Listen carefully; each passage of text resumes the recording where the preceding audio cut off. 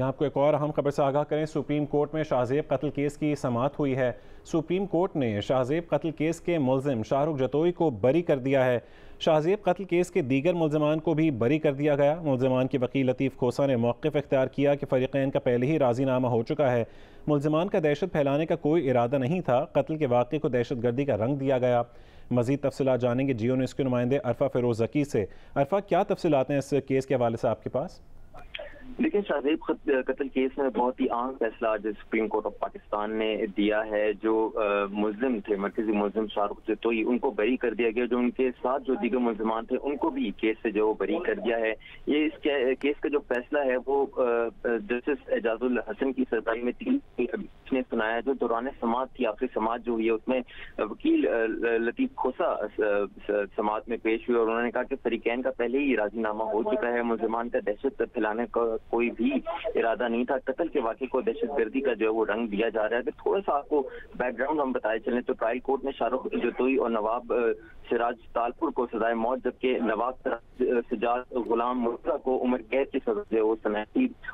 High court ने trial court का तब्दील करते हुए ATA के तहत चारों मुल्जिमान को उम्र कैद की सजा सुना दी थी। मुल्जिमान ने उम्र कैद के खिलाफ सुप्रीम कोर्ट ऑफ पाकिस्तान में अपीलें भी दायर की थी। ये कत्ल जो है वो 2012 दिसंबर में हुआ था। और जब हमने बात की जो वकील थे लतीफ खोसा शाहरुख जतोई के, उन्होंने कहा कि शाहरुख जतोई जो वो 18 साल का जो वो बच्चा था, जो खानदान थे उनके आपस में जो सुलह होगी थी, तो इस कहने की जो वो जरूरत नहीं थी। और जो दहशतगर्दी का जो एलिमेंट है उसको फैलाने का जो वो कोशिश की गई थी। जी अरफा, ये अदालत ने अपने रिमार्क्स में मजीद क्या कहा है? अरफा फ़िरोज़ ज़की से भी रब्ता करने की कोशिश करेंगे। इसी पर मज़ीद गुफ्तगू करने के लिए, तज़िया और तबसरे करने के लिए हमारे साथ सीनियर तज़ियाकार मज़हर अब्बास साहब और माहिर क़ानून मुनीब फ़ारूक भी मौजूद हैं। सबसे पहले मज़हर साहब, आपसे ये जानना चाहेंगे कि आज ये केस का फ़ैसला आया और जो मरकज़ी मुल्ज़िम है शाहरुख जतोई उसको बरी कर दिया गया, क्या कहेंगे आप? जी, पहली चीज तो ये कि बड़ी ज़ाहिर सुप्रीम कोर्ट का फैसला है तो सबके लिए काबिल एहतराम है। और वैसे भी उन्होंने काफी कैद काट ली, लेकिन अगर वो जेल में रहते तब भी क्या था। मैंने तो जेल में उनको देखा है कि जिस तरह वो जेल में रहे हैं वो तकरीबन वैसा ही है जैसे वो बाहर रहे हैं। और दूसरे ये कि देखिए दहशतगर्दी होती क्या है। हम अक्सर एंटी टेररिज्म एक्ट के ऊपर जाते हैं, जो रेमंड डेविस वाला केस उठा लें, या कत्ल जो है बजाते खुद अगर आप पब्लिक उस पर बिल्कुल एक पब्लिक प्लेस पर कत्ल कर रहे हैं, बाहर कत्ल कर रहे हैं, गोली की आवाज अगर चलती है तो आप वैसे ही अगर फायरिंग की आवाज होती है तो उससे आपको दहशत फैल जाती है। अब उसमें ज़ाहिर टेक्निकल लीगल तरीके से आप देखें तो उस पर जो है उस पर बहस की जा सकती है, लेकिन जो शाहरुख जतोई साहब का पोस्चर रहा पूरे केस के दौरान, वो पोस्चर ये बताता रहा कि वो फाते के तौर पे अपने आप को पेश करते रहे। और फाते के तौर पे उन्होंने ये चीज़ ये दिखाई कि हाँ मेरे पास पावर है, ये है। अब अगर एक 18 साल का जो नौजवान जो है वो इस तरीके से जो विक्ट्री साइन दिखा रहा हो, इस तरीके से जा रहा हो, कोई शर्मिंदगी ना हो, कोई निजामत ना हो, तो इससे बड़ी दहशतगर्दी और हो क्या सकती है कि उसने एक शख्स को कत्ल कर दिया और उस पर निजामत भी नहीं है। जहां तक रजामंदी का ताल्लुक है, रजामंदी 2 तरीके से होती है। एक तरीका ये कि दबाव डाल के, जो हमें नाजिम जोकियों के केस में नजर आती है, और एक होता है शाहरुख जतोई के आपने पैसा दे दिया, उन्होंने पैसा ले भी लिया और वो राजीनामा हो गया। लेकिन राजीनामे के भी अपने एक प्रोसीजर होता है कि राजीनामा किस स्टेज पर होता है राजीनामा, वो भी देखना पड़ेगा। और शायद इसीलिए जो उस वक्त गालिबन इफ्तिखार चौधरी साहब ने जब इसका नोटिस लिया था तो उसमें भी ये उनसर शामिल था कि ये राजीनामा किस अंदाज में हुआ है। लेकिन बहरहाल आज सुप्रीम कोर्ट का फैसला है, काबिल एहतराम ज़ाहिर सुप्रीम कोर्ट के फैसले को सबको मानना पड़ता है। लेकिन जब ये फैसला मुकम्मल तौर पे आएगा कि क्या ग्राउंड से, जिसकी बुनियाद पे जो है उनकी रिहाई का फैसला किया गया, और इससे पहले क्या ग्राउंड पे हमने इस केस को बहुत चलाया, और हमारा मेरा ख्याल है जियो का भी उस वक्त जो पूरा जियो ने इस केस को वो किया, उसका वाहिद मकसद भी यही था कि आप एक तो कत्ल करके आप जिस अंदाज में अपने विक्ट्री साइन बना रहे हैं कि जैसे आपने कोई बहुत कमाल काम किया है। तो मेरा ख्याल है इस चीज को देखना बहुत जरूरी था कि और इसको मिसाल बनाना बहुत जरूरी था कि ये नहीं हो सकता कि आप कत्ल करके आप किसी बड़े आदमी के बेटे हों तो आपको कत्ल करने की इजाजत दे दी जाए। आप जो कत्ल करने के बाद विक्ट्री साइन दिखा रहे हो, आप कत्ल करने के बाद फातिहाना अंदाज में जा रहे हो। तो मेरा ख्याल है इस पहलू को भी देखना चाहिए और इसी पहलू की वजह से जो पिछली अदालतों ने फैसला किया था वो इस पहलू को भी सामने रखा गया था। लेकिन बहरहाल आज सुप्रीम कोर्ट ने सारे मुल्ज़मान को बरी करने का फैसला कर दिया है, तो इससे ज़्यादा और क्या कहा जा सकता है। ठीक है, मज़हर साहब साथ ही रहेगा। मुनीब साहब, अब आपके पास आते हैं। जिस तरह कि मज़हर साहब ने भी कहा कि आज सुप्रीम कोर्ट ने फ़ैसला दिया है, काबिल एहतराम है, और जब डिटेल फ़ैसला आएगा तो इस पर मज़ीद कुछ कहा जा सकेगा। लेकिन आज हमने देखा कि वकील जो थे मुल्ज़मान के लतीफ़ खोसा, उन्होंने भी कहा कि दोनों फ़रीक़ैन के दरमियान राज़ीनामा हो चुका था। अमूमी तौर पर इस तरह के केसेस में ये चीज़ देखी जाती है, लेकिन एक चीज़ जो काबिल गौर है, जिस तरह के मज़हर साहब ने कहा कि वो फातिहाना अंदाज़ अपनाना और फिर उसको मिसाल ना बनाना, क्या कहेंगे आप? देखिए, बहुत शुक्रिया। सबसे पहले तो एक किसी भी खास तौर पर जो कत्ल का जुर्म है, बड़ा संगीन जुर्म है। जो मज़हर साहब ने बताया वो उसकी एक मॉरल साइड है, अखलाकी पहलू है उसका। किसी भी अब एक जुर्म हुआ है, एक अगर हम उसे एक अखलाकी पहलू से देखेंगे तो वो बातें दुरुस्त हैं जो मज़हर अब्बास साहब ने फरमाई हैं। और वाकई के कत्ल करके अगर किसी शख्स को पशेमानी या निदामत भी ना हो और वो इस बात पर दुखी भी ना हो कि उससे एक इंसान का कत्ल हुआ है और वो फिरता रहे और बगैर किसी रिमोर्स के और बगैर किसी पशेमानी के और बगैर किसी पछतावे के, तो यकीनी तौर पर वो लगता है ऐसे ही है कि जैसे ये शख्स कोई हैबिचुअल मर्डरर है और इसकी जो ज़हनी कैफियत है उसके अंदर रौनक भी शामिल है और उसका जो दिमाग है वो अपनी जगह से हिला हुआ है। लेकिन मैं जो भी बात कानूनी तौर पर जो मैं आपके सामने रख पाऊंगा वो ये, एक तो ये कि कानून की नज़र में जो पाकिस्तान के अंदर मुरवजा कानून है, कत्ल एक काबिल राजीनामा जुर्म है। अब हुआ ये कि जब ये कत्ल हुआ उसके बाद जारी बात है कि ATA इसके ऊपर लगाई गई और फिर ट्रायल कोर्ट के बाद जब सिंध हाई कोर्ट में मामला आया वो कन्वर्ट हो गई डेथ सेंटेंस, फिर उम्र कैद में चली गई। अब देखिए, सुप्रीम कोर्ट के मुतअद्दिद फैसले इस पर आ चुके हैं कि जो पर्सनल फ्यूड है, यानी कि दो लोगों के दरमियान कोई लड़ाई है और उस लड़ाई के नतीजे में या स्पर ऑफ द मोमेंट कुछ होता है और कत्ल हो जाता है किसी एक शख्स का, तो इस पे जो इंसदाद दहशतगर्दी का कानून है उसका इतलाक नहीं होता। और अगर इंसदाद दहशतगर्दी के कानून का इतलाक नहीं होता तो फिर जो दफा 302 है PPC की, वो तो काबिल राजीनामा जुर्म है। उसके अंदर अगर जो मकतूल है उसके वर्सा अगर दियत के एवज, जो कि कानूनी तरीका है, एक इस्लामी तरीका है, उसके एवज अगर राजीनामा कर लेते हैं या वैसे ही माफ कर देते हैं कातिल को, तो फिर अदालतें इसमें मजीद फर्दर आगे नहीं जाती। इसमें एक टेक्निकल नुक्ता ये जरूर था कि क्या जब राजीनामा हुआ उस वक्त तो जो की एक्ट है, इंसदाद दहशतगर्दी का मुकदमा है, वो तो कायम था, वो दफात मौजूद थी, तो क्या उस वक्त राजीनामा हो सकता था? लेकिन उसका जवाब भी यही है कि अदालतें, आज लतीफ खोसा साहब ने भी अदालत के सामने यही रखा और मैं आपको ये बता सकता हूँ पूरी जिम्मेदारी से, जब अदालत का फैसला आएगा, जब जजमेंट आएगी, उस पर भी तकरीबन यही लिखा होगा कि क्योंकि ये पर्सनल मामला था, दो लोगों की चपलिश थी या लड़ाई हुई, स्पर ऑफ द मोमेंट लड़ाई हुई और कत्ल हो गया, तो इसके ऊपर इंसदाद दहशतगर्दी के कानून का इतलाक नहीं होता। जब इंसदाद दहशतगर्दी के कानून का इतलाक नहीं होता तो फिर स्टेट प्रोसिक्यूट नहीं करती, और जब स्टेट प्रोसिक्यूट नहीं करती तो अगर मुद्दई कर रहा हो, मकतूल के वर्सा कर रहे हो, तो वो फिर राजीनामे के किसी को माफ कर सकते हैं। अदालत इस सूरत में फिर मुल्ज़मान को बरी कर सकती है, जो कि आज इस फैसले की नज़र में हमारे पास है। ठीक है, मुनीब साहब हमारे साथ ही रहेगा। चूँकि वाक़या कराची में पेश आया था तो कराची के ब्यूरो चीफ फ़हीम सिद्दीकी साहब भी हमारे साथ मौजूद हैं। फ़हीम सिद्दीकी साहब, आज जिस तरह के हम सब ये खबर नशर भी कर रहे हैं कि सुप्रीम कोर्ट ने शाहज़ेब कत्ल केस के अंदर शाहरुख जतोई को बरी कर दिया और दीगर मुल्ज़मान को भी, कराची में ये पेश आया वाक़े के हवाले से जो थोड़ी सी तफसीलात, बैकग्राउंड है इस केस का, पस मंज़र, उस हवाले से आगाह कीजिएगा। वाकया जो है डिफेंस के इलाके में आज से 10 साल पहले पेश आया था, जब 24 दिसंबर 2012 को शाहज़ेब खान को फायरिंग करके कत्ल किया गया था।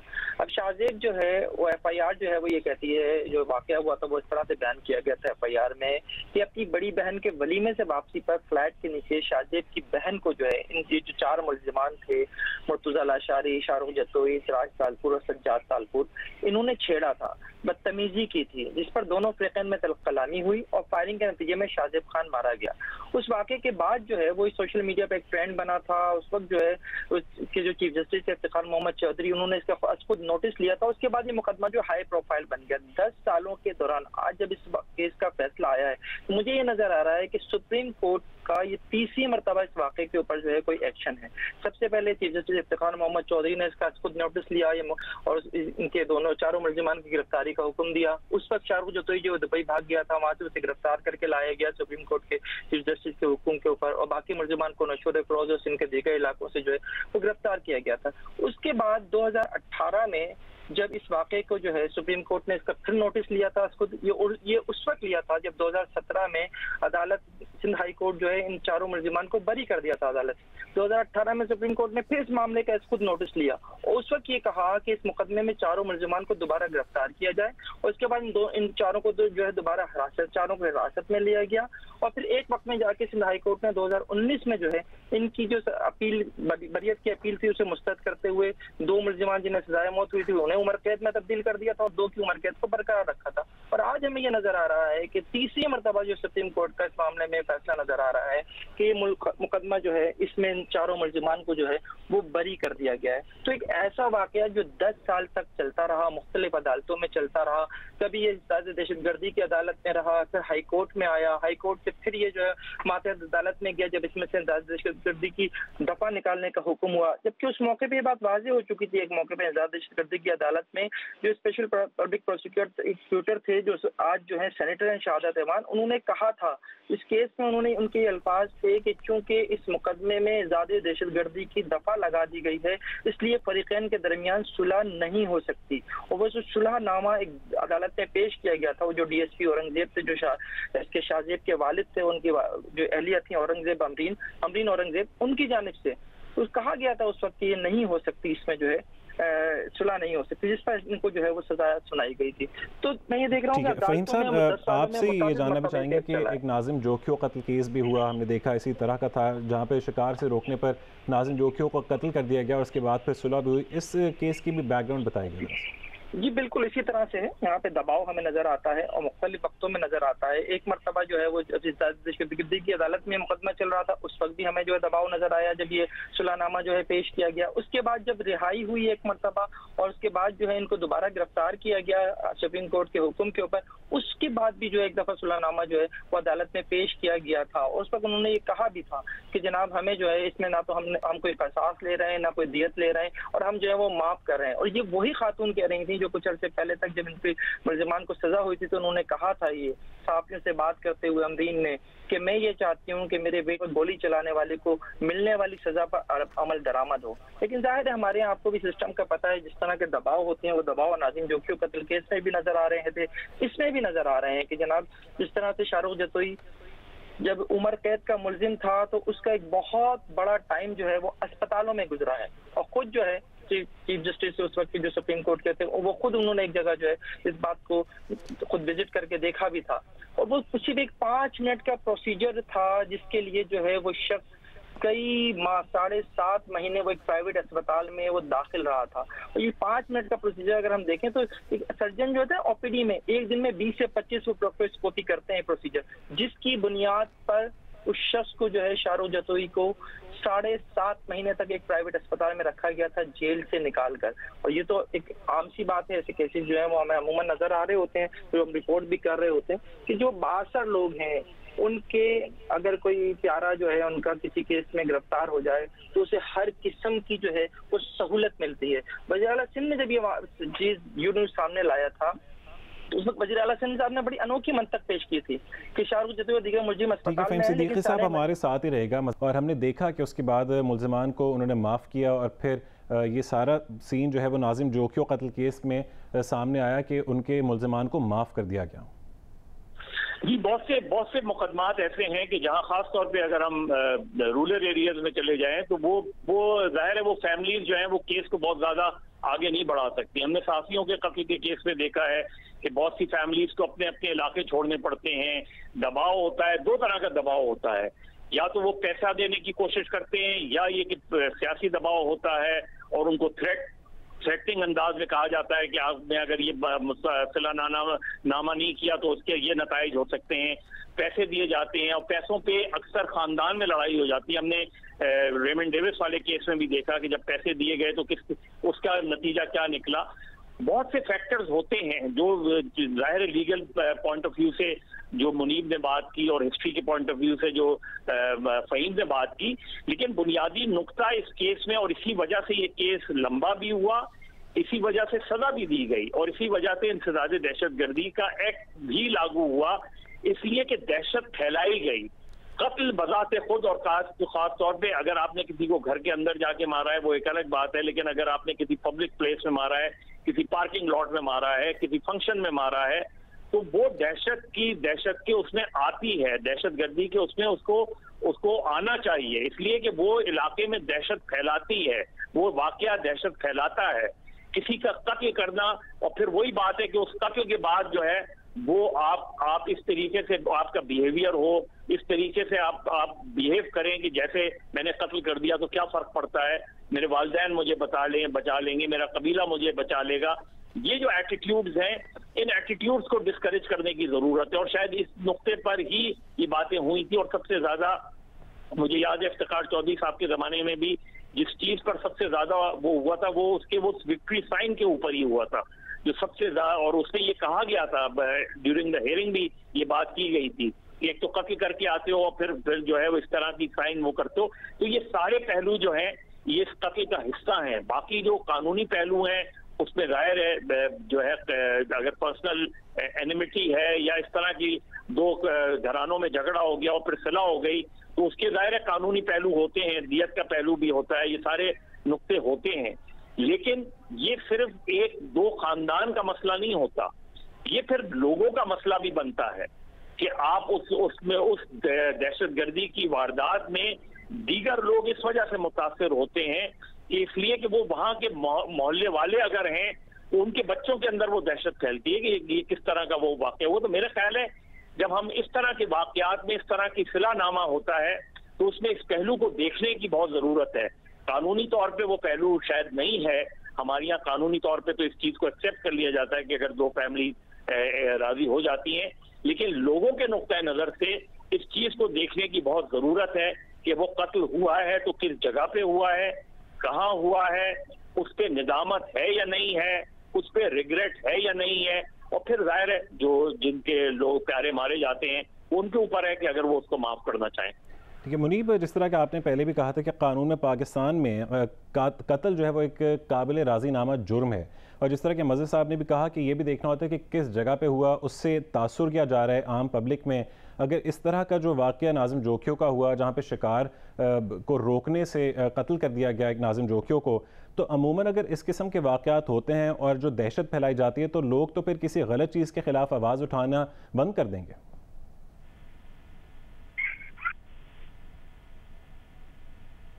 मुनीब, आप हमें सुन पा रहे हैं?